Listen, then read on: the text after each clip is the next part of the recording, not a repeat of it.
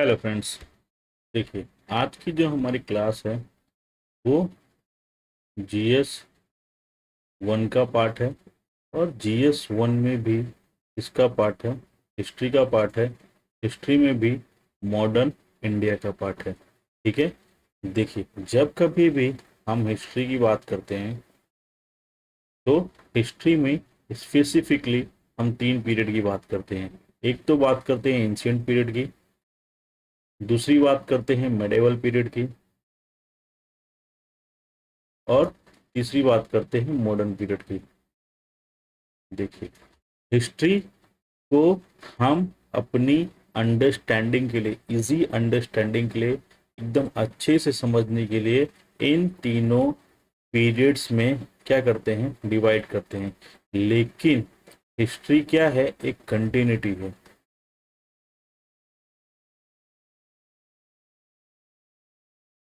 So first thing कि कौन सा पीरियड कब एंड, कब स्टार्ट हो रहा है और कब एंड हो रहा है, ये बता पाना बहुत मुश्किल काम है।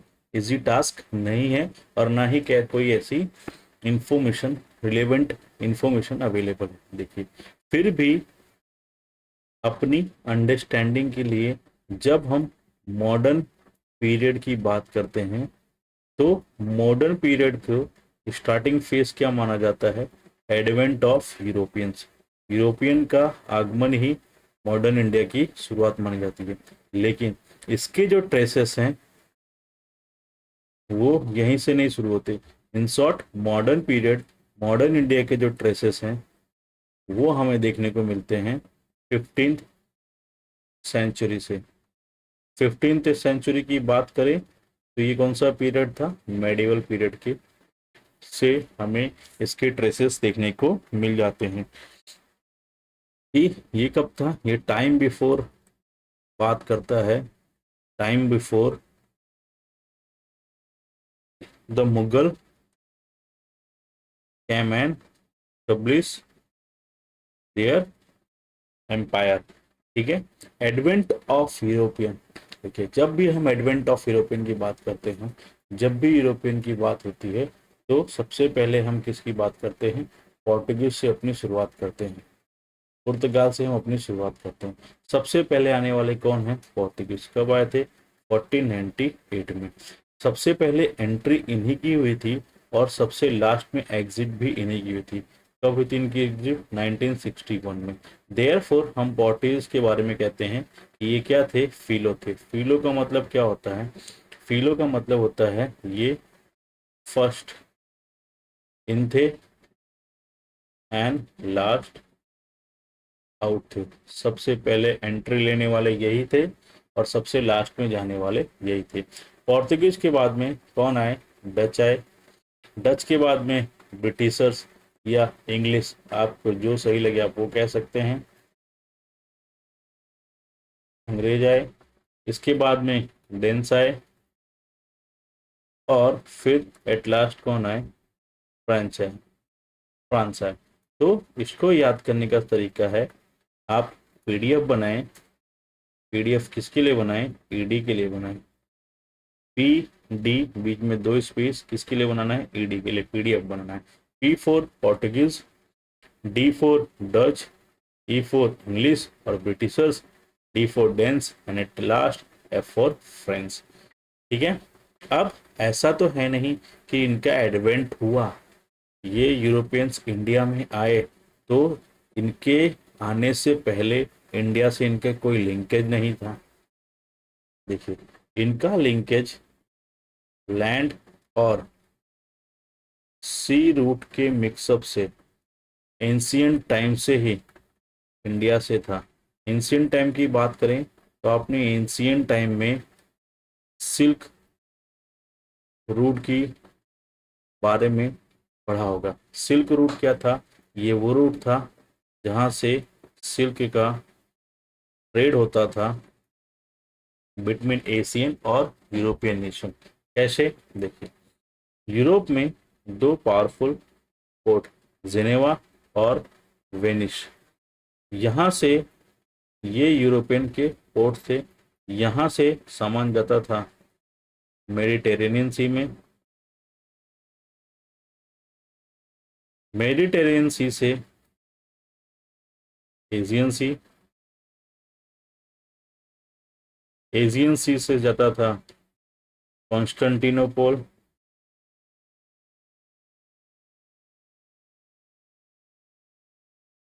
कॉन्स्टेंटिनोपोल से पर्सिया,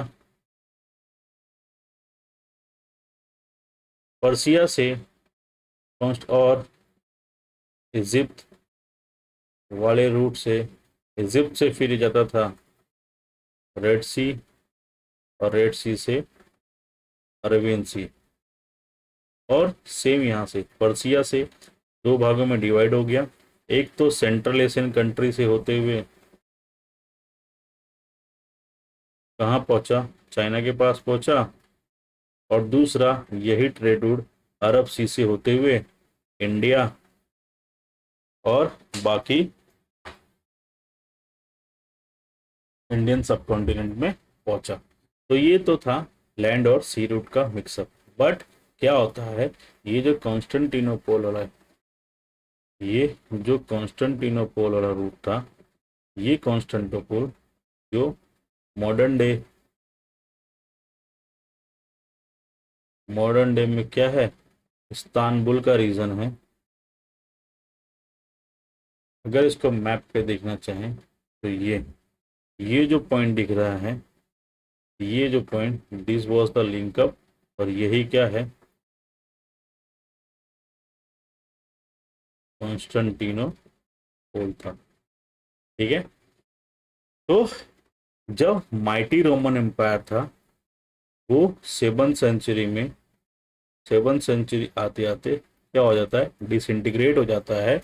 और इसका जो एशिया माइनर वाला हिस्सा था, मतलब ये वाला हिस्सा जो पर्सिया वाला रीजन था, पर्सिया, और इसका इजिप्ट वाला रीजन, मतलब ये रीजन, ये दोनों किसके इन्फ्लुएंस में आ जाता है, अरब्स के इन्फ्लुएंस में आ जाता है। 1453 को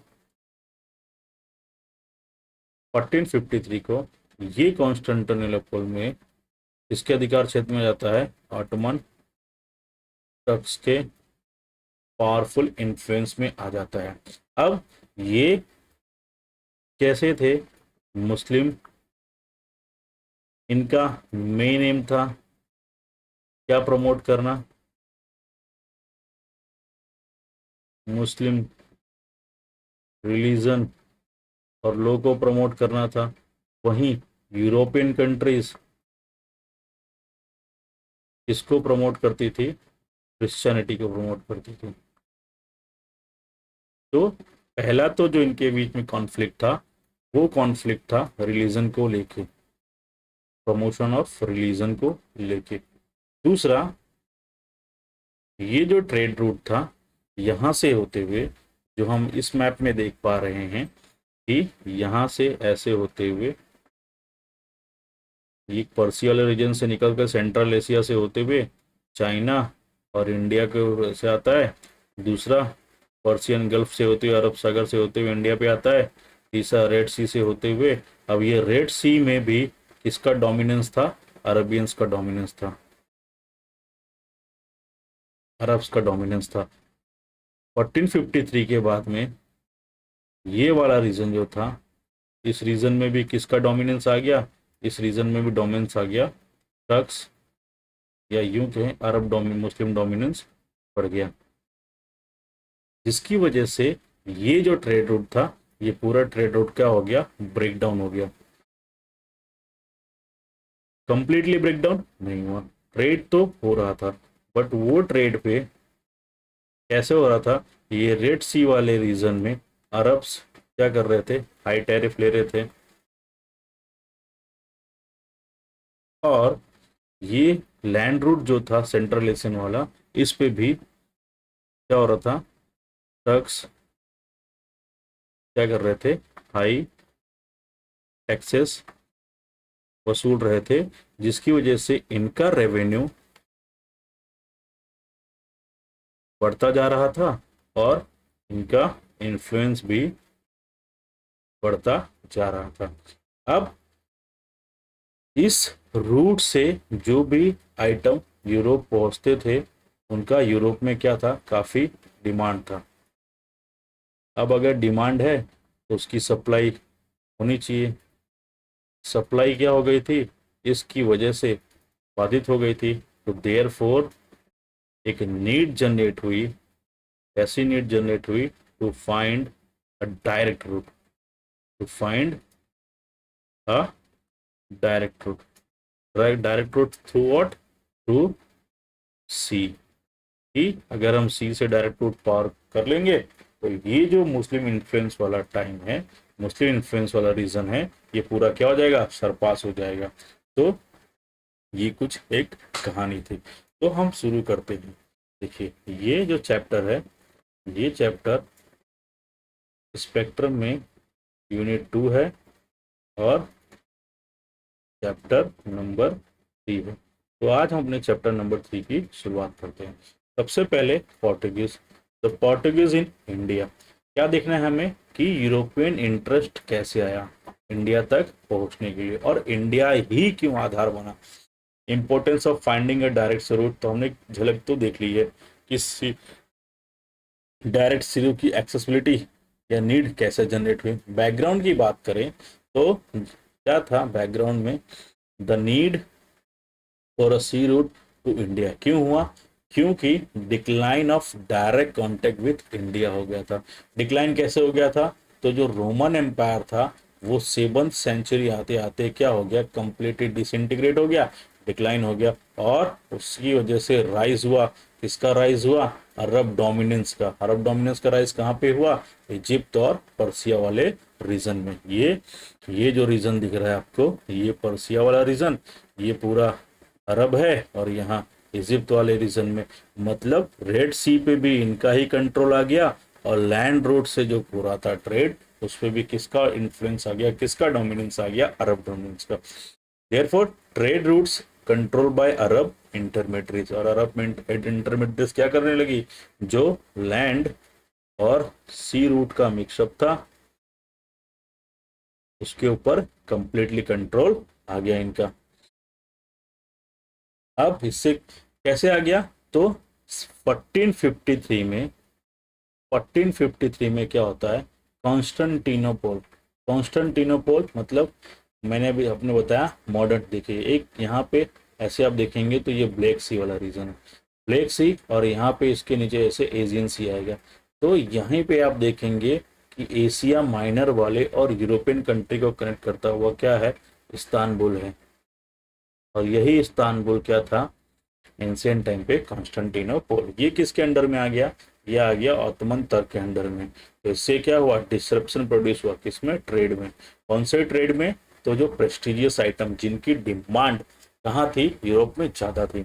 अब इकोनॉमिक और कमर्शियल मोटिवेशन क्या था, किसका, यूरोपियन कंट्री का। देखिए इंक्रीज डिमांड देखने को मिल रहा था। देखिए इंक्रीज डिमांड था for Indian goods. Indian goods कौन से इंडियन गुड की, स्पाइसेस। क्यों स्पाइसेस की डिमांड थी वो भी हम आगे देखेंगे। सिल्क की और जेम्स की, इसकी यूरोप में बहुत डिमांड थी। Expansion of Europe agriculture. देखिए यूरोप का एग्रीकल्चर न्यू टेक्नोलॉजिकल एडवांसमेंट की वजह से, न्यू टेक्नोलॉजी एडवांसमेंट में मतलब होने से न्यू लैंड आए अंडर कल्टीवेशन, और न्यू लैंड जब अंडर कल्टीवेशन आए तो उससे क्या हुआ, एग्रीकल्चर में का प्रोडक्शन सरप्लस हो गया। एग्रीकल्चर प्रोडक्शन सरप्लस हुआ तो एग्रीकल्चर वजह से क्या हो गया, एग्रीकल्चर के प्रोडक्शन की वजह से इसके साथ जो कनेक्टेड फील्ड होते हैं उनका भी क्या हुआ, प्रोडक्शन बढ़ा। ठीक है, जैसे एनिमल हस्बेंड्री। अब इसकी वजह से क्या हुआ, इसकी वजह से मीट का प्रोडक्शन भी बढ़ा। अब जब मीट का प्रोडक्शन बढ़ेगा तो इस मीट को क्या करना पड़ेगा, इस मीट को प्रिजर्व करना पड़ेगा। तो इसके प्रिजर्वेशन के लिए किसकी डिमांड ज्यादा थी, इसके प्रिजर्वेशन के लिए डिमांड हुई स्पाइसेस की। अब उन्हें स्पाइसेस खाने की आदत पहले से थी, पहले से मार्केट से आ रहा था, कहाँ से, ट्रेड रूट से। लेकिन वो ट्रेड रूट अब क्या हो गया, बाधित हो गया। तो इसके लिए इकोनॉमी ग्रो करने की वजह से हुआ। इनकी डिमांड बढ़ी। अब इकोनॉमी ग्रो कर रही है, तो इकोनॉमी ग्रो करने के साथ साथ में लोगों के पास पैसा बढ़ेगा। जब लोगों के पास पैसा बढ़ेगा, देखिए यहाँ पे देख लेते हैं क्या हुआ। ये तो एग्रीकल्चर देखा। दूसरा, इकोनॉमी ग्रो करी। इकोनॉमी ग्रो करने के बाद से क्या हुआ, पावर बढ़ा। Power for what, power of purchasing. Purchasing power बढ़ी लोगों की। जब लोगों की परचेसिंग पावर बढ़ेगी तो लोगों के बीच में डिमांड क्रिएट होगी। किसकी डिमांड क्रिएट होगी, प्रेस्टिजियस आइटम की। आप रिच हैं कैसे पता चलेगा, जब आप यूज करते होंगे प्रेस्टिजियस आइटम। प्रेस्टिजियस आइटम मतलब कैसे, गेम्स, ज्वेलरी, प्रेस्टिजियस स्टोन्स। और ये सब की पूर्ति कहाँ से होती थी, ये सब की पूर्ति होती थी इंडिया से। अब इंडिया से डायरेक्ट लिंकअप तो खराब हो गया, डायरेक्ट लिंक तो डिसरप्शन में आ गया, और डिसरप्शन में आने की वजह से जनरेट हुई डिमांड। डिमांड जनरेट हुई क्या, कि वहाँ के पैसे वालों लोगों ने बोला कि हम पैसा खर्चा करने को तैयार हैं, लेकिन हमें ये चीज़ मिलनी चाहिए। और ऐसे ही थे दो, कौन, वेनिस और जिनेवा। जिनेवा और वेनिस दो अर्लियर पावरफुल यूरोपियन पोर्ट्स थे जहां से पूरा ट्रेड होता था, लेकिन ये इतने पावरफुल नहीं थे कि ऑटोमन टर्क के सामने, मतलब मुस्लिम इन्फ्लुएंस के सामने खड़े हो सके। ये क्या थे, too small to challenge the Ottoman Empire in trade. और इसकी वजह से इन्होंने क्या बोला, इन्होंने बोला कि हम फंड करेंगे। फंड करेंगे व्हाट, फंड करेंगे मैन, मनी, मटेरियल और टेक्नोलॉजी को। Material and technology. टेक्नोलॉजी किसकी, टेक्नोलॉजी, टेक्नोलॉजी शिप बिल्डिंग की। इसको करेंगे जो पावरफुल क्रिश्चियन के सवय कौन थे, एक तो पोर्टुगल और दूसरा स्पेन। ठीक है। अब पोर्टुगल और स्पेन तो पावरफुल थे, तो उन्होंने बोला हम इनको फंड करेंगे, आपको फंड करते हैं, आप आगे चलिए। ट्रीटी ऑफ टॉर्डिलस हुई 1494 में। इस ट्रीटी से क्या हुआ, जो नॉन क्रिश्चियन वर्ल्ड था उसका डिवीजन हो गया दो पार्ट में। Portugal and Spain divided the world along imaginary line in the Atlantic. Portugal given the right to claim land east of the line, including India, or Spain given the right to claim land west of the line, including the America.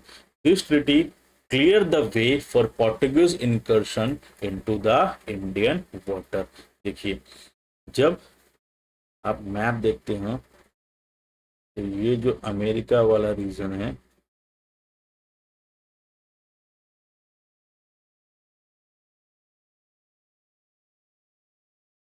ये, और ये Europe Africa वाला reason है, और ये India मान लीजिए, तो ये यूरोप वाला रीजन। अब यहाँ पे देखिए, ये जो भाग आप देख पा रहे हैं, यहाँ पे इस पॉइंट्स पे है कैप वर्दे आइलैंड। ठीक है।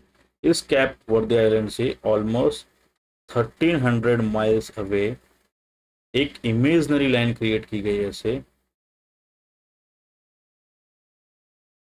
ऐसे। और इस इमेजनरी लाइन के ईस्ट वाला जो रीजन था, ये किसके स्पेन, ये किसके इन्फ्लुएंस में आ गया, ये आ गया पोर्टुगल के पावर में। कि यहाँ पर एक्सप्लोरेशन का टोटल काम कौन करेंगे, पोर्टुगल। तो ये देखिए आप, ये वाला पूरा रीजन यहाँ से लेके और ये पूरा रीजन इंडिया तक किसके इन्फ्लुएंस में आ गया, इनके। इसके वेस्ट वाला जो रीजन होगा, वेस्ट में ये कौन किसके अंडर में आ गया, ये इन्फ्लुएंस में आ गया स्पेन के। इसके वेस्ट में मतलब America, north America, south America, फिर फॉकलैंड, वेस्ट इंडीज वाला जो टोटल रीजन है वो किसके इन्फ्लुएंस में रहेगा, यहाँ पे एक्सप्लोरेशन करने का अधिकार किसको है, स्पेन को। ठीक है। अब ये जो इमेजनरी लाइन थी, ये ऑलमोस्ट कौन सी लाइन थी, अगर अपन डिस्कस करने जाएं तो ये जो ऑलमोस्ट लाइन थी, ये लगभग 45 डिग्री वाली जो लॉन्गिट्यूडनल लाइन देखने को मिलती है वही लाइन ये थी, ठीक है ऐसा, ठीक है। तो इस लाइन के ईस्ट में ट्रेड करने का, तो इससे क्या हुआ, पोर्टुगल ईस्ट में ट्रेड करेगा इंक्लूडिंग इंडिया, एक्सप्लोरेशन करेगा। दूसरा क्या था, टेक्नोलॉजिकल एंड जियोपॉलिटिकल एडवांसमेंट हो रही थी। टेक्नोलॉजिकल और जियोपॉलिटिकल एडवांसमेंट फैक्टर क्या क्या थे, देखिए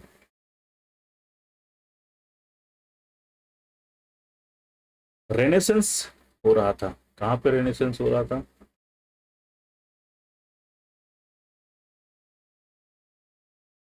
यूरोप में, ठीक है। यूरोप में क्या हो रहा था, रेनेसेंस देखने को मिल रहा था। तब 15th सेंचुरी के आसपास, आप कीजिए थोड़ा सा बदल लेते हैं, देखिए 15th सेंचुरी के आसपास यूरोप में रेनेसेंस देखने को मिला। रेनेसेंस होने की वजह से एक नीड, एक इंटरेस्ट जनरेट हुआ। इंटरेस्ट जनरेट हुआ फॉर व्हाट, इंटरेस्ट जनरेट हुआ एक्सप्लोरेशन का, एक्सप्लोरेशन ऑफ न्यू वर्ल्ड, नए नए चीजों को खोजने का, नई नई दुनिया को देखने का एक इंटरेस्ट जनरेट हुआ। और इसकी एक टेक्नोलॉजिकल एडवांसमेंट हुआ, जिस और शिप बिल्डिंग में क्या हुआ, एक अच्छी स्किल निखर कर आए, शिप बिल्डिंग इंप्रूवमेंट निकली और नेविगेशन के बहुत सारे नए इक्विपमेंट्स आए। Europe's competition with Islam for trade and religion. अब यूरोप का ये जो डायरेक्ट सी रूट फाइंड करने का एम था, वो दो तरह से फुलफिल करना चाहते थे। देखिए इनका मेन एम था, एक तो क्रिश्चियनिटी को प्रमोट करना, कहाँ पे, दो जगह पे इनको क्रिश्चियनिटी प्रमोट करनी थी। कहाँ पे, एक तो अरब डोमिनेंस वाले रीजन में और अफ्रीका प्लस एशिया में, ठीक है। अरब डोमिनेंस को कम करना था, कहाँ पर, अफ्रीका और एशिया में, और इसी अफ्रीका और एशिया में क्रिश्चियनिटी को प्रमोट करना था। दूसरा, ये जो अरब है उसको सरकमवेंट करना चाहते थे। क्या करना चाहते थे, सरकमवेंट। सरकमवेंट कैसे करेंगे, तो इनका एम था कि ये जो अफ्रीका वाला रीजन दिख रहा है यहाँ पे है, ये वाला जो रीजन है ये क्या है, अरब है।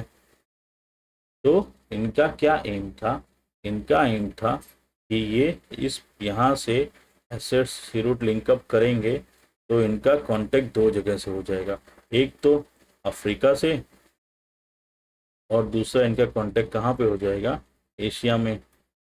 तो इस तरह से ये क्या करेंगे, यूरोप में तो है ही है, यूरोप साइड से ये है, इधर एशिया साइड से हो जाएंगे और इधर अफ्रीका साइड से हो जाएंगे।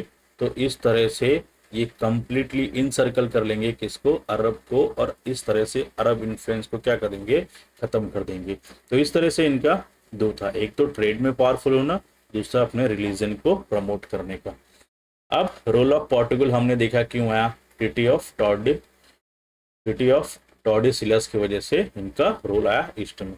रोल ऑफ पोर्टुगल में क्या हुआ, देखिए पोर्टुगल का रोल क्या हुआ, पोर्टुगल एज द लीडर खड़े हुए। क्यों खड़े हुए, क्योंकि अभी हमने देखा 1454 में जो ट्रिटी हुई थी और 47-9 में क्या हुआ, डिवीजन देखने को मिला उस ट्रिटी के तहत।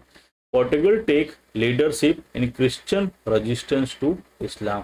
पोर्टुगल ने कहा कि हम इस्लाम को डीरूट करने के लिए, उसके इन्फ्लुएंस को कम करने के लिए हम क्या करेंगे, लीडरशिप का रोल लेंगे।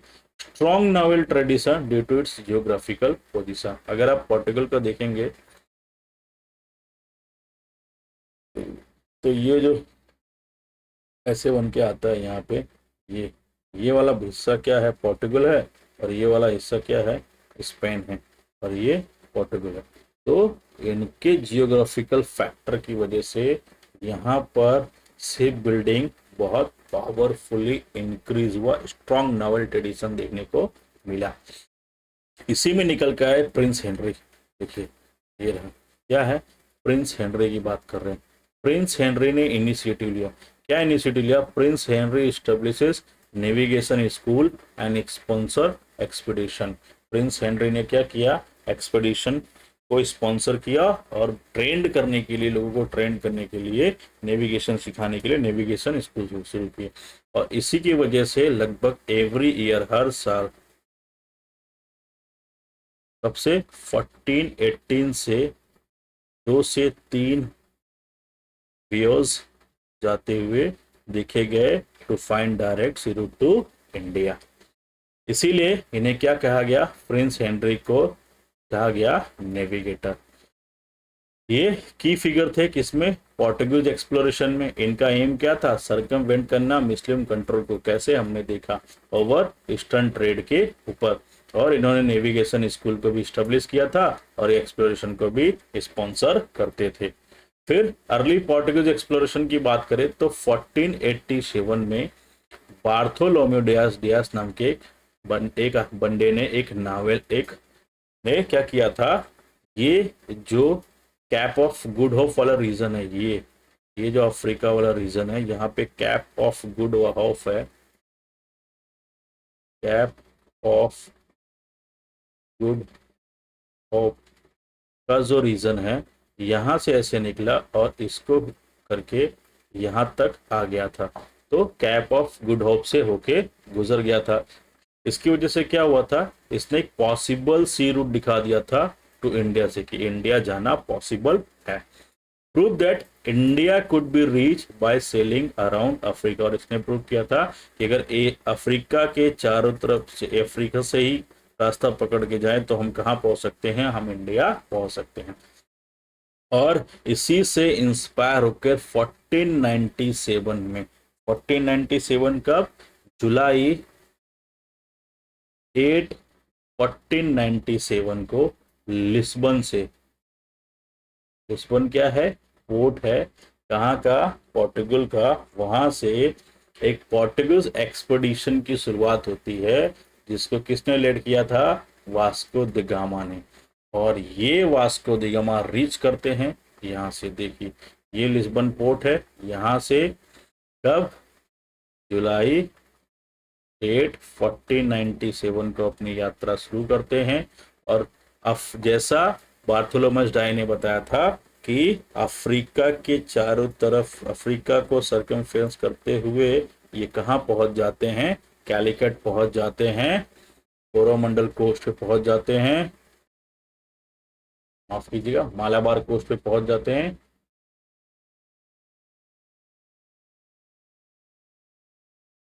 ठीक है, अफ्रीका पर वेस्टर्न कोस्ट ऑफ इंडिया है। कब कब पहुंचते हैं यहाँ पे, मई 20 1498 को। और यहाँ पे इनका वेलकम कौन करता है, वहाँ का रूलर जैमोरिन। इसमें इनकी किसने मदद की थी, इसमें एक गुजराती पायलट थे, अब्दुल मजीद, उन्होंने इनकी मदद की थी। ठीक है, तो रीच इंडिया कब, ये इंडिया पहुंचते हैं 20 मई 1498 को, आफ्टर 11 मंथ के ईयर्स के बाद में। और कहाँ पहुंचते हैं ये इंडिया में, कैलिकट पे, और marking the beginning of European maritime trade in India. ये एक न्यू एरा की शुरुआत थी। किसकी शुरुआत थी, न्यू ईयर का, beginning a new trade road era in world history, specially in relationship between Asia and Europe. ठीक है, अब यहाँ के जो पोप थे उनका क्या रोल था, क्रिश्चियन वर्ल्ड था तो ऑब्वियस है पोप होंगे। इनका रोल क्या था, पोप निकोलस फिफ्थ जो थे, इन्होंने 1454 में एक चार्टर इशू किया था, काइंड ऑफ चार्टर जिसे पैपल बुल कहते हैं। इन्होंने ग्रांट किया था to right to explore and claim land in the east, कि आप जाएं इसको, पोर्टुगल को, कि आप जाएं और एक्सप्लोर करें ईस्ट में जितने लैंड हैं और वहाँ पे अपना क्लेम स्टेब्लिश करें। इनका मोटिवेशन क्या था, स्प्रेड क्रिश्चियनिटी को स्प्रेड करना और इस्लामिक इन्फ्लुएंस को चैलेंज करना। ये चार्टर किसे किया था, प्रिंस हेनरी को दिया गया था, प्रिंस हेनरी को दिया गया था। ठीक है, बट इसका यूटिलाइजेशन होने से पहले ही उनकी क्या हो गई, मृत्यु हो गई। तो अब देखिए वास्को दी गामा इंडिया में एंट्री कर चुके हैं, यहाँ पे कैलिकट में आ गए हैं। यहाँ पे ये क्या करते हैं, यहाँ पे आने के बाद में ये यहाँ पे आते हैं और 3 मंथ का स्टे लेते हैं, 3 महीने यहाँ रहते हैं और एक रिटर्न में यहाँ से एक रिच कार्गो लेके जाते हैं। Rich cargo of what, spices, James, stones. और जब ये ले जाके यूरोपियन मार्केट में इसे बेचते हैं तो इससे नंबर ऑफ टाइम्स, कुछ लोग बोलते हैं 60% टाइम्स क्या करते हैं, प्रॉफिट अर्न करते हैं।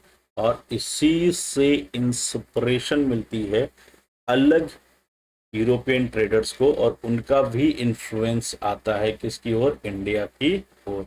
वास्को दी गामा व्यवस्था देख लेते थोड़ा सा, देखिए वास्को दी गामा कहाँ आते हैं, कैलिकट पे आते हैं, कब, 20 मई 1498 को। ठीक है, किसने गाइड किया था इनको, गुजराती पायलट ने गाइड किया था जिनका नाम क्या था, अब्दुल मजीद, नाम याद रखिए अब्दुल मजीद था। यहाँ पे एक और चीज लिखने वाली है कि इनके शिप का नाम, वास्को दी गामा 3 शिप लेके आए थे, 3 शिप्स लेके आए थे। ठीक है, तो इसके नाम लिख लीजिए, इसके नाम है साओ गैब्रियल,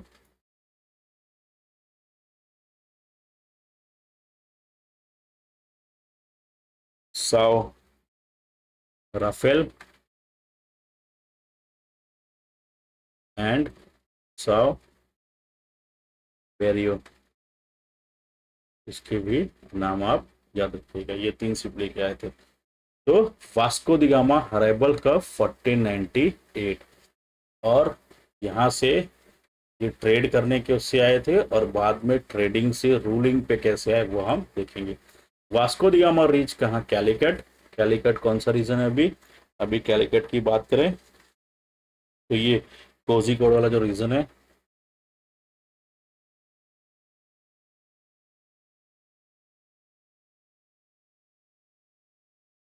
कहाँ पे, केरला में वाला हिस्सा।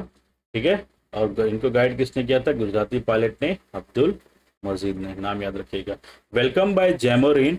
जैमोरिन क्या थे, हिंदी रूलर थे, कहाँ के, कैलिकट के। Arab trader registered Portuguese presence as it threatened their dominance. अब अरब के जो ट्रेडर्स थे जो ऑलरेडी इंडिया में ट्रेड कर रहे थे और जिन्होंने क्रिश्चियनिटी के जो रिलीजन के हिसाब से देखेंगे तो क्रिश्चियनिटी के अपोज में थे, जो जो अरब इन्फ्लुएंस, जो मुस्लिम इन्फ्लुएंस को बढ़ावा देना चाहते थे, मुस्लिम को प्रमोट करना चाहते थे, उन्होंने रजिस्टर किया किसको, पोर्टुगीज इन्फ्लुएंस को। वो नहीं चाहते थे कि पोर्टुगीज उनके अलावा और भी किसी का डोमिनेंस आए। Stayed in India for 3 month. Vasco da Gama 3 महीने तक यहाँ रहे and return to Portugal with rich cargo.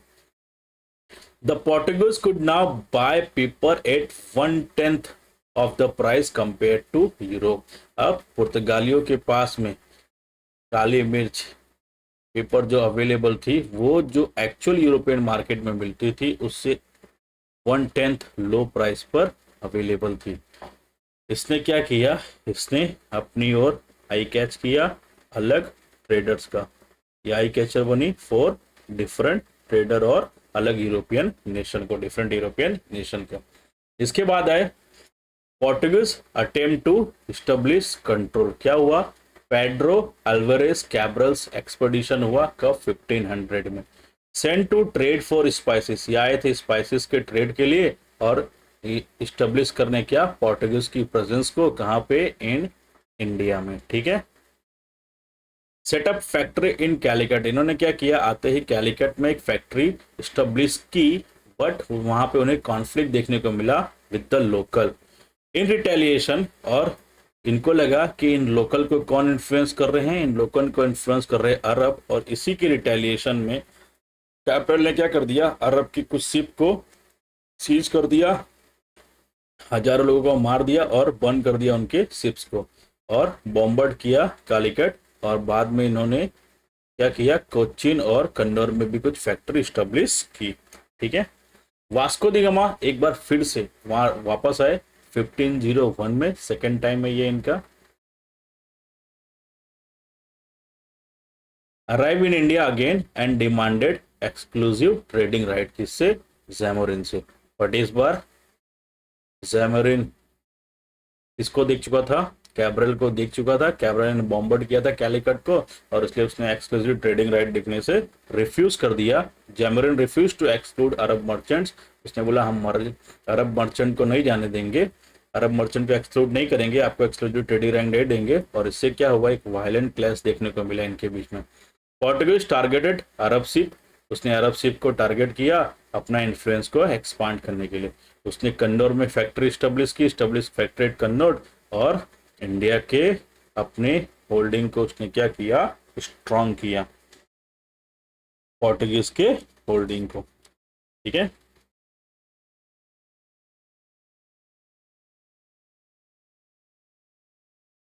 Expansion of Portuguese trade देखने को मिला इसकी वजह से। कैलिकट तो पहले ही था इन्फ्लुएंस में, कन्नौर भी आ गया, Cochin become the major Portuguese trading house बने, किसके लिए? पुर्तगालियों के लिए। Portuguese sought to monopolise Indian Ocean trade, और ये मोनोपोलाइज करना चाहते थे क्योंकि इनका मानना था कि अगर आप इधर मोनोपोलाइज कर लेंगे तो इससे क्या कर पाएंगे, इनका जो एम था, एम क्या था इनका? सरकमवेंट करना। क्या सरकमवेंट करना? अरब्स को, वो पॉसिबल हो पाएगा, और मुस्लिम के इन्फ्लुएंस को कम कर पाएंगे। They fortified their trading factories under pretext of protecting them, उन्होंने कहा कि हम लोकल अटैक से अपनी फैक्ट्री को क्या कर रहे हैं, बचाने के लिए, उसे प्रोटेक्ट करने के लिए फोर्टिफाइड करना चाहते हैं। और यहीं से शुरू हुआ क्या? फोर्टिफिकेशन ऑफ फैक्ट्रीज, और यहां से फोर्टिफिकेशन क्या हो गया, स्टार्ट हो गया। ठीक है, यहाँ पे आप देखना चाहें तो देखिए, progression of Portuguese trade, expansion क्या, देखिए कैपिटल आए 1500 में, कैलिकट में आए, उन्होंने फैक्ट्री स्टेब्लिश की, वहां पे क्या हुआ, इनिशियल कॉन्फ्लिक्ट्स हुआ विद द लोकल्स, फिर उन्होंने क्या किया, अरब के शिप्स को बंद कर दिया, 100 ऑफ लोग मारे गए उसके बाद में। उसके बाद में वास्को द गामा अगेन आए 1501 में, उन्होंने डिमांड किया exclusive trading right, but Zamorin ने क्या कर दिया, उसे रिफ्यूज कर दिया। इसके बाद में एक वायलेंट क्लैशेस देखने को मिला इनके बीच में और अरब्स के बीच में। फिर इन्होंने ट्रेड हब्स एस्टेब्लिश किए, कहाँ पे? कैलिकट, कन्नौर और कोच्चिन में। ये ट्रेड एक्सपांशन था। अब आगे चलते हैं। फिर अब इनका रोल, पहले ट्रेडिंग करने आए थे, ट्रेडिंग के लिए इन्होंने क्या किया, फैक्ट्री स्टेब्लिशमेंट की, फैक्ट्री स्टेब्लिशमेंट करने किए तो अब इसे क्या करना पड़ेगा, गवर्न करना पड़ेगा। गवर्न करने के लिए इन्हें क्या करना पड़ेगा, इंडिया में रहना पड़ेगा। और इसकी वजह से ही क्या हुए, गवर्नेंस आए, पोर्टुगीज गवर्नर कहाँ पे आए, इंडिया में। पोर्टुगीज गवर्नर आए इन इंडिया में। सबसे पहले आया था फ्रांसिस्को डी अल्मीडा 1505 से 1509 तक। Appointment as the first Portuguese governor, याद रखिएगा एग्जाम में पूछा जाता है, फर्स्ट पोर्टुगीज गवर्नर की तरह ये आया था। अपॉइंटेड बाय किंग, किंग ने अपॉइंट किंग ऑफ पोर्टुगल, किसने? 3 ईयर टर्म पे 1505 से लेके 1509 तक। टास्क क्या था, कंसोलिडेट करना था पोर्टुगीज पावर को और डिस्ट्रॉय करना था मुस्लिम ट्रेड को, वही उनका पुराना एम। इसने क्या किया, की टारगेट अडन, हॉर्मुज और मलक्का वाले इंपॉर्टेंट ट्रेड सेंटर पर अपना एस्टेब्लिशमेंट दिखाया। Order to build factor fortresses, कहाँ पे? अजान दीवा में, कोचिन में, कन्नौर में और खिलवा में। और इसी ने 1503 में अल्फांसो फर्स्ट पोर्टुगल्स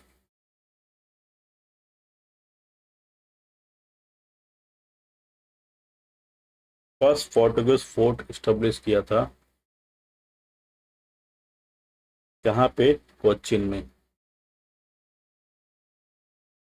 तो ये याद रखिएगा, किसने? अल्फांज अल्फांजो दी अल्बकर ने।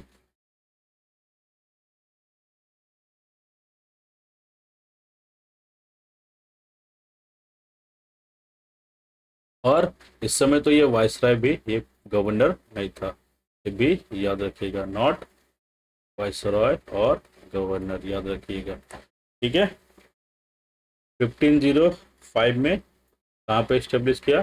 कन्नौर में।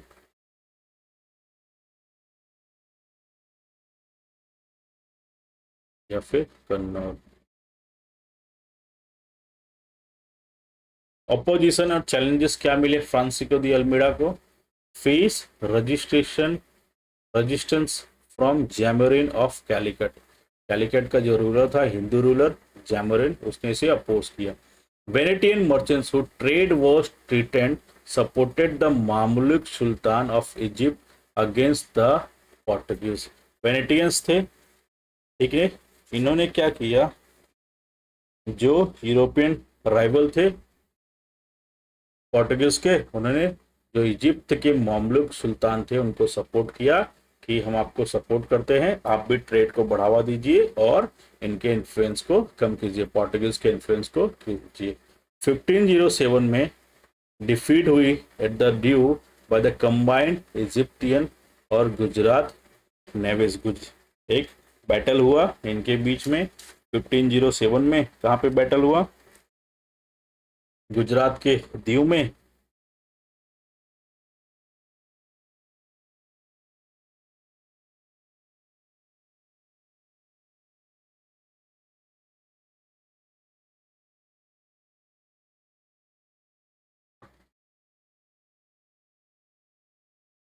इसकी डिफीट हुई यहाँ पे डिफीट हुई पोर्टुगीज की।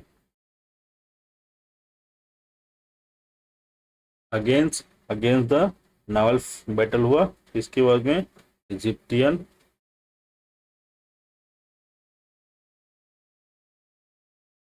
और इसके बीच में इजिप्टियन और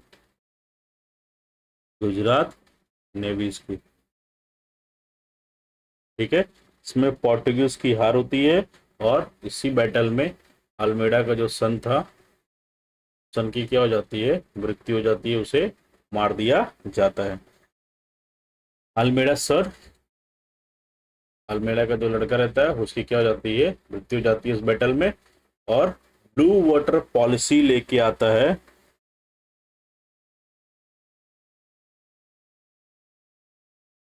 ये 1507 में होता है।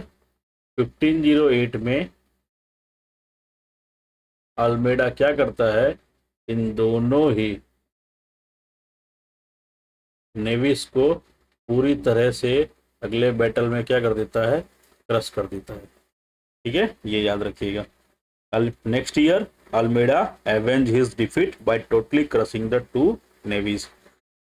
अब अल्मेडा के एक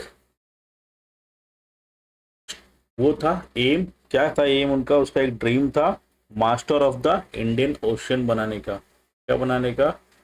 मास्टर ऑफ इंडियन ओशियन। किसको बनाना था? पोर्टुगीज को। वो चाहता था कि संपूर्ण रूप से किसका अधिकार क्षेत्र हो इंडियन ओशियन में? पोर्टुगीज का। और इसीलिए वो लेके आता है ब्लू वाटर पॉलिसी, जो एक तरह का कार्टेज सिस्टम था। कार्टेज सिस्टम का मतलब कि अगर आप इनको इंडियन ओशियन में ट्रेड करना है, इंडियन ओशियन से पास होना है, तो आपको किसकी परमिशन चाहिए? आपको कार्टेल लेना पड़ेगा, परमिट लेना पड़ेगा। काइंड ऑफ परमिट किससे लेना पड़ेगा? पोर्टुगीज के पास से।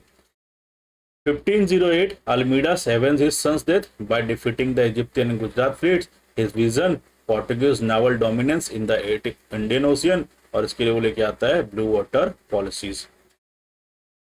ब्लू वाटर पॉलिसीज का फोकस क्या है? स्ट्रॉन्ग नेवल पावर होना चाहिए rather than land base concept. उसने कहा था कि आपको जमीन में तो पावरफुल होना चाहिए, और जमीन से भी ज्यादा पावरफुल कहाँ होना चाहिए? सी में। कि जिसके इन्फ्लुएंस में सी है, जो सी के ऊपर राज करेगा, वो किसके ऊपर राज करेगा? वो राज करेगा टोटल ट्रेड पे। As long as you may be powerful at sea, you will hold India as your. And if you do not possess this power, little will avail you fortress on shore.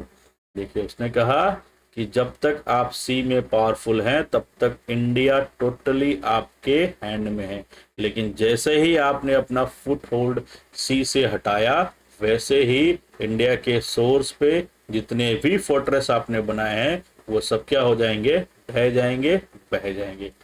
Introduce the cartaz system, permit of ship to trade in Indian Ocean. फिर इसके बाद में आता है Alphonso de Albuquerque 1509 से 1515 तक।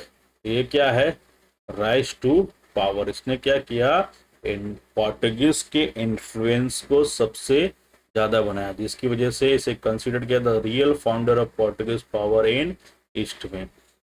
Succeeded Alma is the governor of Portuguese का 1509 में, और इसे रियल फाउंडर कहा जाता है, याद रखिएगा।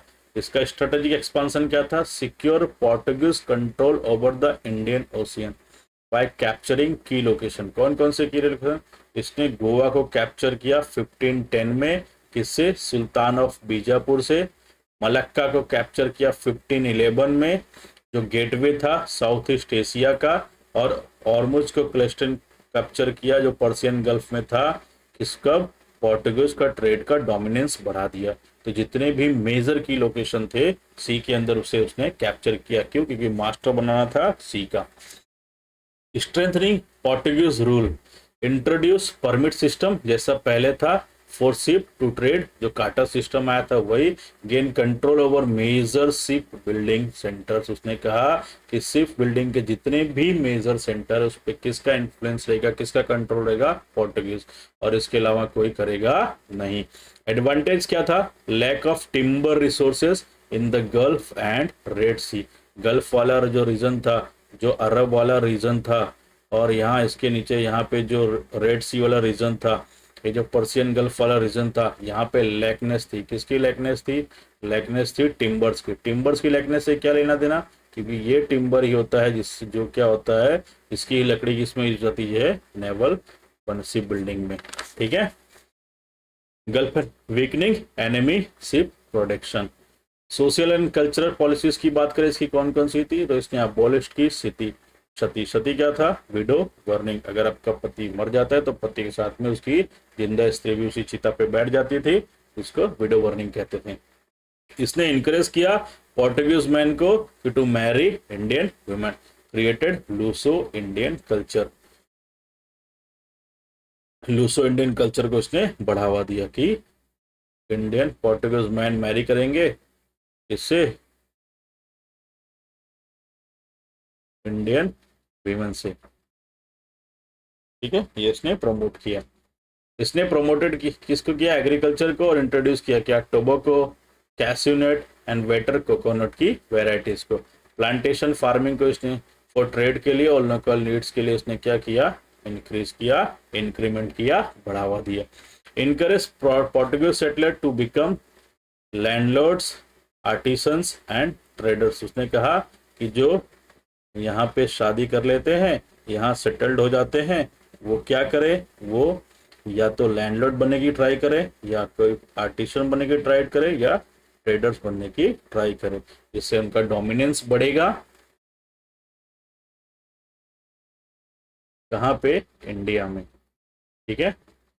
फिर ये देख लीजिए, अगर आपको ऐसे याद रखना है, Albuquerque expansion and governance, rise to power, real founder माना जाता है इसके। स्ट्रेटेजिक एक्सपांशन किया इसने, जो की लोकेशन है जैसे गोवा, मलक्का और हॉर्मुज को इसने सिक्योर किया, पोर्टुगीज डोमिनेंस बढ़ा। स्ट्रेंथनिंग इसने रूल को कैसे किया, परमिट सिस्टम लेके आइए। अगर आपको ट्रेड करना है तो permit is a compulsory thing. Social और कल्चरल इन्फ्लुएंस को बढ़ाने के लिए, पॉलिसीज को बढ़ाने के लिए इसने कौन सा कल्चर शुरू किया था, इसने शुरू किया था Luso Indian culture. Luso Indian की कल्चर क्या, मैन पोर्टुगीज का होगा और उसको मैरी करना है किससे, इंडियन वुमेन से। अब इसके बाद आया नीनो दू कुना। कौन आया, के बाद आया नीनो दू कुना,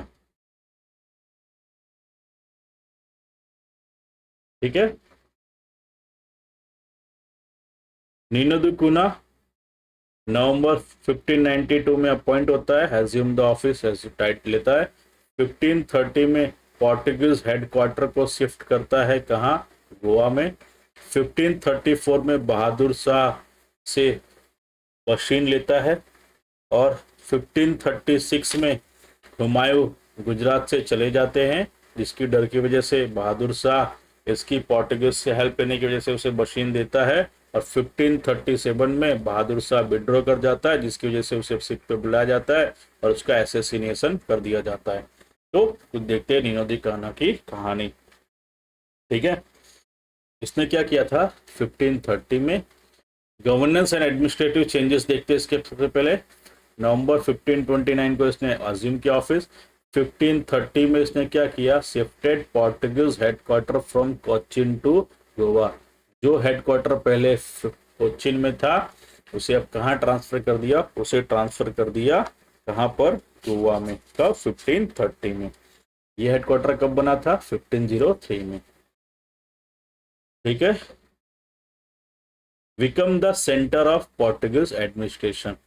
conflict with the Bahadur Shah of Gujarat, कैसे कॉन्फ्लिक्ट हुआ देखिए। 1534 में Bahadur Shah sought Portuguese help against Mughal emperor Humayun. देखिए हुमायूं ने क्या किया था, गुजरात को घेर लिया था, जिसकी वजह से वो गुजरात पर अटैक ना करे और उनके अटैक के सामने बचा जा सके, इसके लिए 1534 में बहादुर शाह ने हेल्प मांगी। किसकी, किसकी हेल्प मांगी, पोर्टुगीज की। और उसकी हेल्प में उन्होंने बसीन वाला रीजन, जो वसई वाला रीजन था, वो किसको दे दिया, पोर्टुगीज को दे दिया।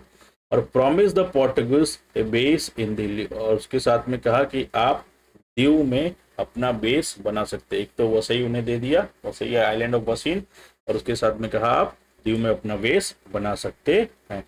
Breakdown of the relation and Bahadur Shah assassination किया 1536 में। जब हुमायूं रिटर्न चल जाते हैं, Humayun withdraw from the Gujarat, जब गुजरात से वापस चले जाते हैं, तो बहादुर शाह ने जो प्रॉमिस किया था, जो रिलेशन एस्टेब्लिश किया था पोर्टुगीज के साथ में, वो थोड़े खट्टे हो जाते हैं। खट्टे कैसे हो जाते हैं, उसने क्या कर दिया, रिफ्यूज कर दिया। क्या रिफ्यूज कर दिया, वसई को देने से, बसीन को देने से। 1537 में क्या होता है, Bahadur Shah tried to build a defensive wall against Portuguese expansion, और इसके लिए the Portuguese tricked him into coming abroad a ship and उसको वहीं पे मार देते हैं, इसको बहादुर शाह को। एक्सपांशन इनटू बंगाल, बंगाल में इनका एक्सपांशन कैसे हो जाता है, नुनो द कूना attempted to expand Portuguese influence in Bengal, establishes settlement in Hooghly near modern day Kolkata में, increased Portuguese trade and naval presence in the Bay of Bengal। इसमें क्या करते हैं, अपनी प्रेजेंस को बढ़ाने के लिए, अभी तक वो वेस्टर्न कोस्ट पे थे, अब वो ईस्टर्न कोस्ट पे भी अपना इन्फ्लुएंस बढ़ाना चाहते हैं। ठीक है, इनके लिए फेवरेबल कंडीशन क्या थी, ये इंडिया में आए तो, लेकिन ऐसी कैसी कंडीशन बनी कि ये जो ट्रेड करने आए थे, ये ट्रेड से रूल करने लगे, ऐसा तो कौन सा कंडीशन बन गया था, तो वो हम देखते हैं थोड़ा। देखिए पहले तो इंडिया में पॉलिटिकल फ्रेगमेंटेशन था इन इंडिया। गुजरात में अंडर महमूद वगैरह 1458 से एक स्ट्रॉन्ग रूलर था, लेकिन ये क्या था, सिर्फ गुजरात तक ही सीमित था। ये जो गुजरात वाला रीजन है यहीं पे सीमित था। महाराष्ट्र में महाराष्ट्र तक सीमित थे, सेंट्रल में सेंट्रल तक सीमित थे, और नॉर्थ वेस्ट तो ओपन ही था काइंड ऑफ। तो इसकी वजह से ये क्या था, फ्रेगमेंटेशन देखने को मिला। फ्रेगमेंटेशन मतलब जो जहां है अपने ही राज्य को देख रहा है, दूसरे राज्य से उसे कुछ लेना देना नहीं है। Deccan the Bahmani kingdom was breaking it to smaller. अब यहाँ पे ये जो डेक्कन वाला रीजन है, यहाँ पर जो बहमनी किंगडम था वो भी क्या हो गया था, ब्रेक डाउन हो गया था, और छोटे छोटे एम्पायर में चोला, चेरा, पंड्यास, ये सब में क्या हो रहा था, डिवाइड हो रहा था। Lack of naval power, naval power की कमी थी, कहां पर, इंडियन साइड पे। Indian ruler had no organise navy, पहले तो कोई ऑर्गेनाइज नेवी नहीं थी काउंटर करने के लिए किसको, पोर्टुगीज इन्फ्लुएंस को। दूसरा, the Chinese emperor restricted naval activity reducing competition. अब चाइनीज, जिसके पास सिर्फ बिल्डिंग का नॉलेज था, उसके रूलर ने, और नेविगेशन का नॉलेज था, उसके रूलर ने इसको क्या करके रखा था, कंट्रोल में रख के रखा था, जिसकी वजह से कंपटीशन घटा, किसका? पोर्टुगीज का कंपटीशन चाइना के साथ में। एडवांटेज ओवर अरब ट्रेड, क्या एडवांटेज मिला? Arab merchants lacks organisation and unity like unlike the Portuguese, क्योंकि ईस्ट में ट्रीटी ऑफ टॉर्डिसलास के बाद में 1454 के बाद में 94 के बाद में टोटल इन्फ्लुएंस ईस्ट साइड किसका था? ईस्ट साइड एक्सप्लोरेशन करने का पूरा अधिकार क्षेत्र किसके पास में था? पोर्टुगल के पास में था। तो ये यहाँ पे पावरफुल थे। और अरब मर्चेंट में ऐसा नहीं था, वो डिसइंटीग्रेट थे एक दूसरे को लेके। The Portugal ships were arm with cannons, और पोर्टुगल के जो शिप थे उस पे कैनन्स लगी हुई थी, तोपें लगी हुई थी, जो क्या करती थी? बॉम्बर्डनेस करती थी, गोला बारूद फेंकती थी, आग उगलती थी। Giving them A military advantage in the naval battle, और जब किसी और के साथ में नेवल बैटल होता था तो यहाँ से बॉम्बर्ड करते थे, उसकी शिप पे गिरता था, उसकी शिप क्या हो जाती थी? बर्न हो जाती थी। तो इस तरह से इनको एक मिलिट्री एडवांटेज मिलता था। Portugal state in India, start of Portuguese the India, कैसे हुआ इनका टेरिटोरियल एक्सपेंशन देखते हैं। Within 50 years of Vasco da Gama's arrival 1498 में आया था। कब आया था? मई 20 1498 को आया था। ठीक है। The Portuguese control measure coastal area, हमने देखा गोवा, दीव, वसई या बशीन, उसके बाद में कौन सा? हॉर्मुज, आदेन, मलक्का, जितने भी मेजर ट्रेड रूट वाले रीजन थे वो सारे किसके अंडर कंट्रोल में थे? इनके। क्या थी? वेस्टर्न कोस्ट की बात करें तो गोवा, मुंबई, दमन, दीव और गुजरात के पोर्ट्स इनके अधिकार में थे। साउथ इंडिया की बात करें तो मैंगलोर, कन्नौर, कोच्चिन और कैलिकट, जो स्पाइस ट्रेड हब्स थे वो भी इनके अंडर में थे। ईस्टर्न कोस्ट की बात करें तो सैंथोम चेन्नई में और नागापट्टिनम तमिलनाडु में, ये भी इनके अंडर में थे। बंगाल की बात करें तो हुगली, वेस्ट बंगाल, जो एक मेजर पोर्टुगीज सेटलमेंट बन चुका था, ये भी इनके अंडर। तो इस तरह से जो मेजर पोर्ट थे, की एरिया थे किसके लिए? ट्रेड के लिए, वो इन्हीं के इन्फ्लुएंस में थे, जिसकी वजह से इनका टेरिटोरियल एक्सपांसन हुआ, ट्रेड एक्सपांसन देखने को मिला। ठीक है। Portuguese influence in Indian politics की बात करें, इंडियन पॉलिटिक्स में कैसे आए? देखिए, सबसे पहले ये ट्रेडर बन के आए थे, यहां से ये रूलर बनने लगे। ठीक है। रूलर बनने कैसे लगे?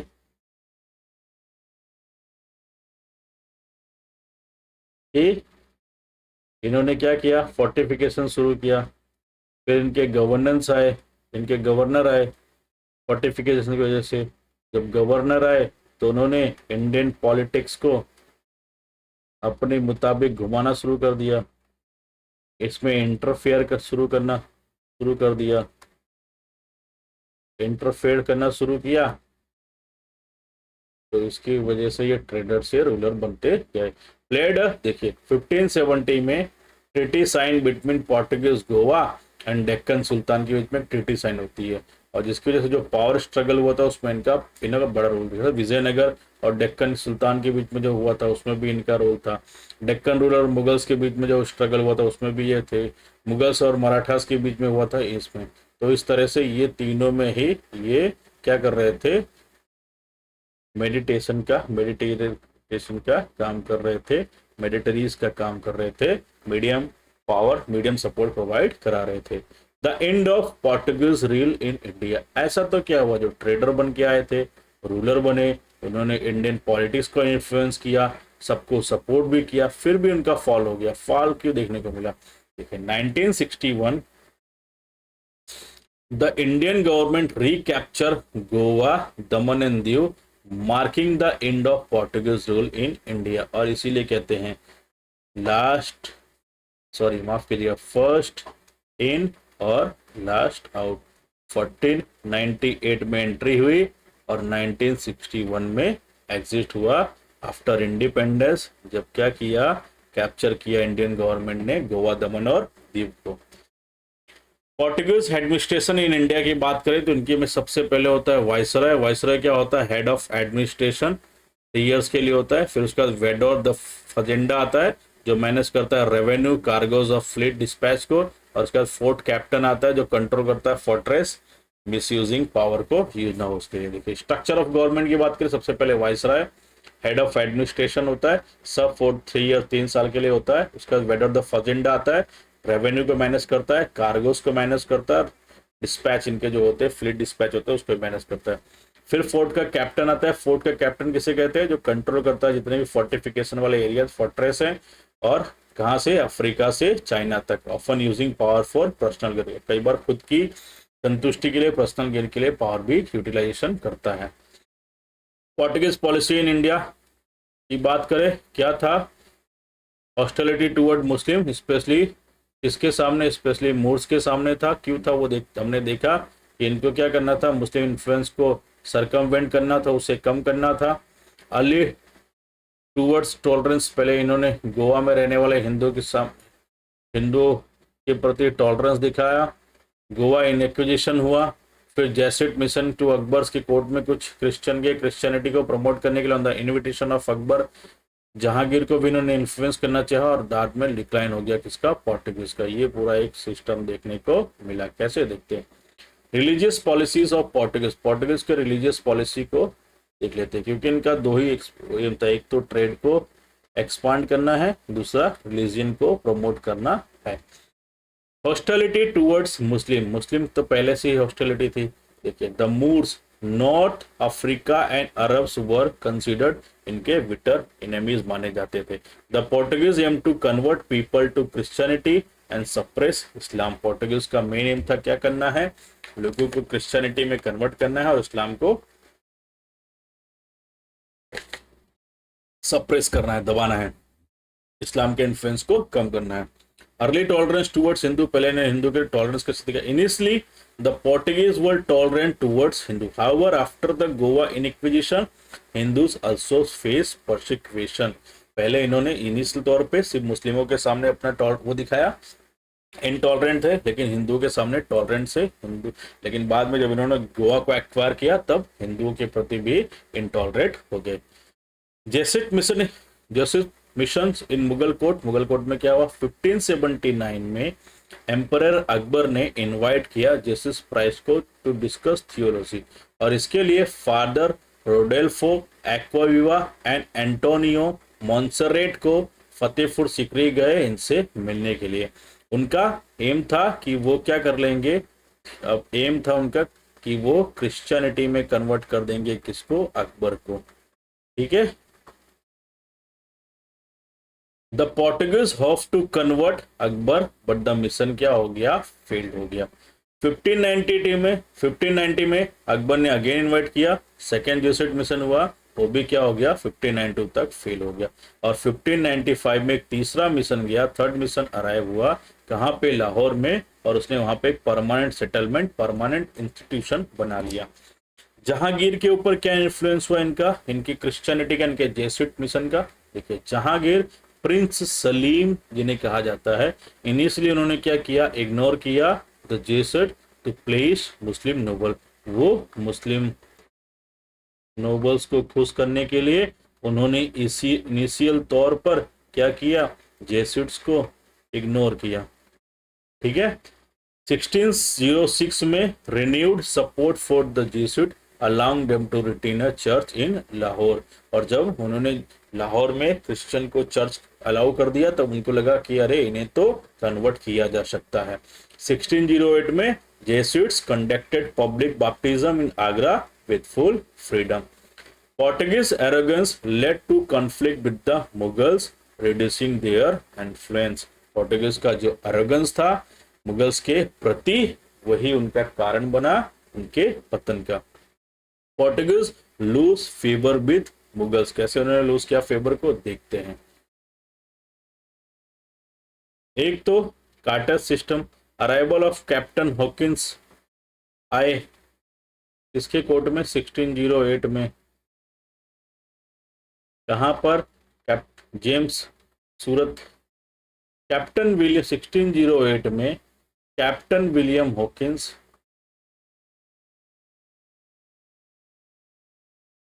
1608 में captain William Hawkins arrive in Surat with a letter from James first of England, कहां पे? जहांगीर के कोर्ट में है। जब ये जहांगीर के कोर्ट में आए तो जहांगीर को बड़ा अच्छा लगा। बड़ा अच्छा क्यों लगा?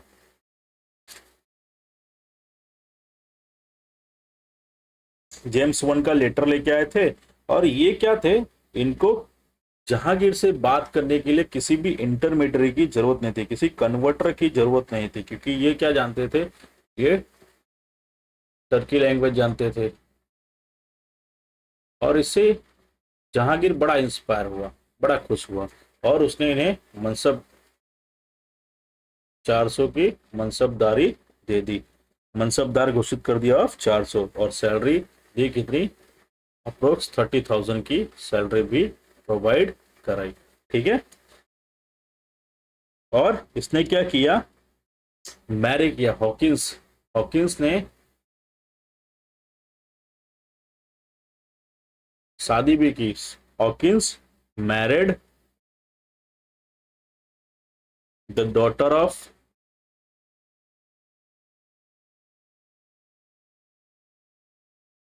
आर्मेनियन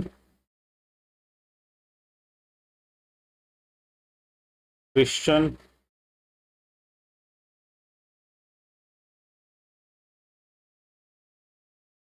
मुबारक शाह।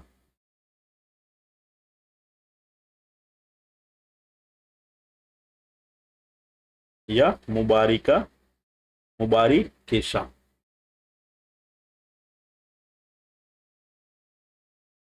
तो इनिशियल तौर पर तो जहांगीर इससे बहुत खुश हुआ, लेकिन पोर्टुगीज के विरोध के कारण उसने क्या किया, the grant of trading facility to English offended the Portuguese.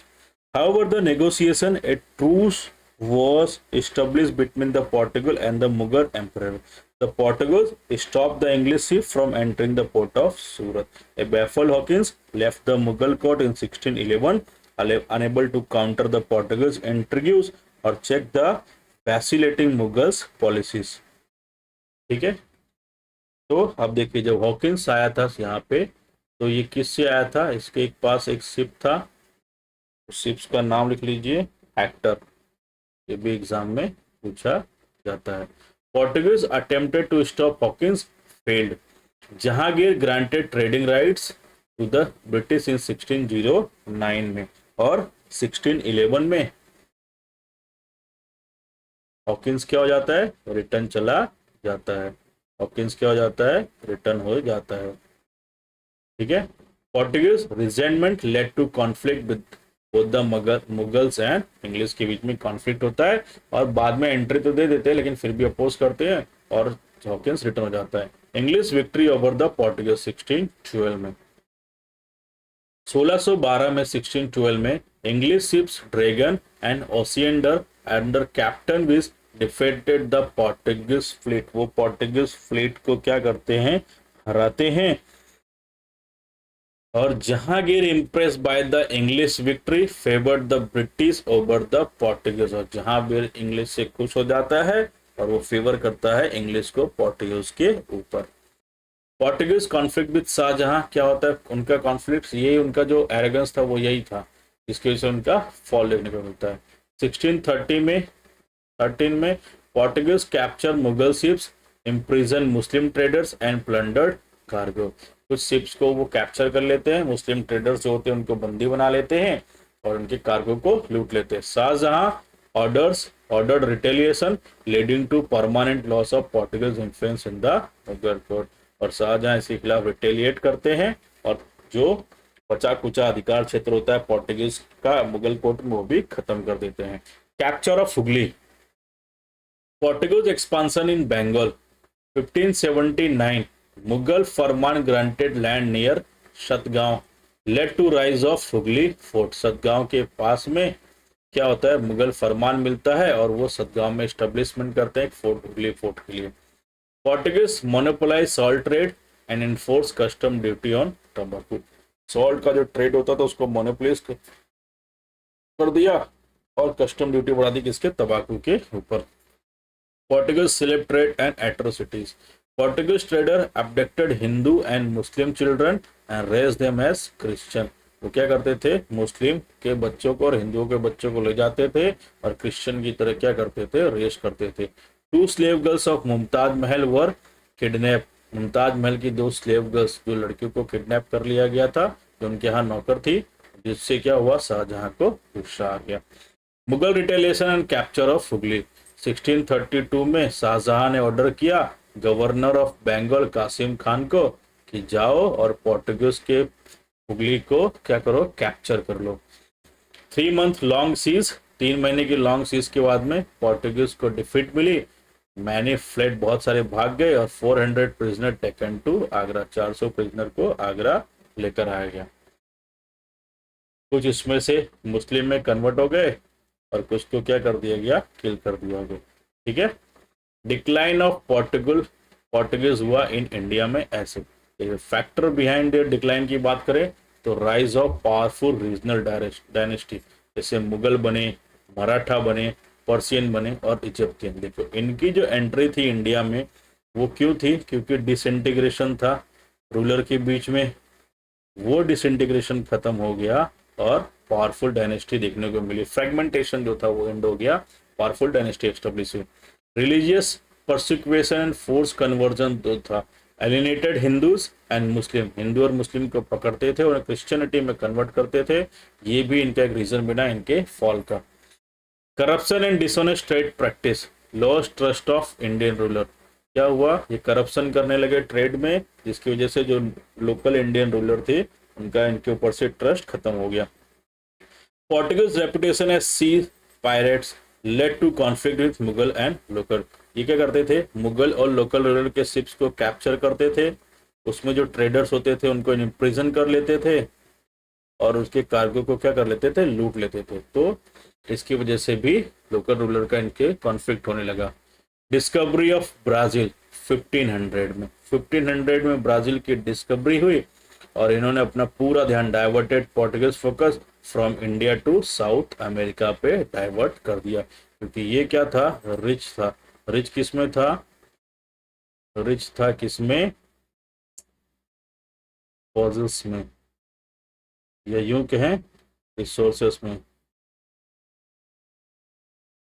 इसलिए इन्होंने अपना कहा कि इंडिया को तो जितना लूटना था लूट लिया, अब ये कहाँ चले, न्यू डिस्कवरी वाले एरिया ब्राजील पे।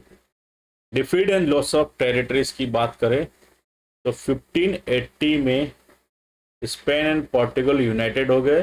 Portuguese got involve in Spanish war में। Dutch and English naval power grew हुए, डच का इन्फ्लुएंस बढ़ा, इंग्लिश का इन्फ्लुएंस बढ़ा, उनके बाद भी शिप बिल्डिंग की स्किल्स आई और उनका नेवल बेस क्या हो गया, पावरफुल हो गया। चैलेंजिंग पोर्टुगीज डोमिनेंस को, जिससे क्या हुआ, चैलेंज, जो पुर्तगाली अभी तक कंप्लीट डोमिनेंस रखते थे नेवल शिप बिल्डिंग में, उनका डोमिनेंस कम होने लगा। 1739 में मराठा ने कैप्चर कर लिया सैलसेट्स को और बसीन को, जिससे क्या हुआ, पोर्टुगीज का रूल वीक हो गया। 1683 में Marathas launch a naval assault on Goa reducing its significance, जो उनका मेन बेस था उसको भी उन्होंने क्या कर दिया, वहां से भी उनका सिग्निफिकेंस खत्म कर दिया। Significance of Portuguese in India, Portuguese India में आए उसका इंडिया के ऊपर क्या प्रभाव पड़ा। तो पहले तो मिलिट्री एंड नेवल इन्फ्लुएंस की बात करें तो इन्होंने इंट्रोड्यूस किया कैनन ऑन शिप, जिसको बाद में मुगल्स ने यूटिलाइज किया। Led to European naval dominance. New military tactics जैसे बॉडी आर्मर यूज करना, मैचलॉक गन्स यूज करना और ड्रिल इन्फेंट्री, ये यहाँ पे इंट्रोड्यूस हुई इनकी इंस्पिरेशन की वजह से। इससे इंस्पायर कौन हुए, Mughals, Maratha, Dutch and English to adapt European warfare. Naval organisation की बात करें, multi deck ship with heavy artillery, इनके पास एक शिप होती थी वो मल्टी डेक्ट होती थी और जिसके ऊपर मल्टी डेक्स मतलब लाइक अ मल्टी फ्लोर होती थी और वहां पे वो क्या करते थे, हैवी आर्टिलरी रखते थे, जिससे इनको मदद मिलती थी। Inspired Indian ship builder to adopt this technique, और इससे इंडियन शिप बिल्डर को इंस्पिरेशन मिली कि वो भी नॉर्मल शिप बनाकर ऐसी शिप्स का निर्माण करें। कल्चरल एंड आर्किटेक्चर इन्फ्लुएंस की बात करें तो इनके missionaries and Jesuits introduce European art, painting और स्कल्पचर को इंडिया में। Goa became a center for filigree jewelry, metal work and wood carving. Portuguese churches were simple but had rich interior decoration, जो बाद में किसमें देखने को मिलता है, मुगल आर्किटेक्चर में भी देखने को मिलता है। Legacy in language and cuisine की बात करें तो many Portuguese word enter Indian language, जैसे अलमीरा, साबुन, बालकनी, ये सब कैसे हैं, पोर्टुगीज वर्ड है जो अब इंडिया में बहुत यूज होते हैं, आपने देखा होगा। गोवा क्यूजिन की बात, was influence by Portuguese favour, जैसे विंडालो, बेबनिका, कैस्यू, फैनी, ये सब यूज होने लगा। कंक्लूजन, अब कंक्लूड करें तो क्या है, इसे कंक्लूड कैसे करेंगे कि पोर्टुगीज का रूल, जो ट्रेडर बन के आए वो रूलर बने, फिर उनका कॉन्फ्लिक्ट्स हुआ with the local ruler, conflicts हुआ विद द मुगल, कॉन्फ्लिक्ट्स हुआ और बाद में उनका डिक्लाइनेशन हुआ। कुछ सिग्निफिकेंस अप्रोचेस देखने को मिले इनके, जिनका इन्फ्लुएंस देखने को मिला आगे चलकर इंडिया के आर्ट, इंडिया के आर्किटेक्चर पे।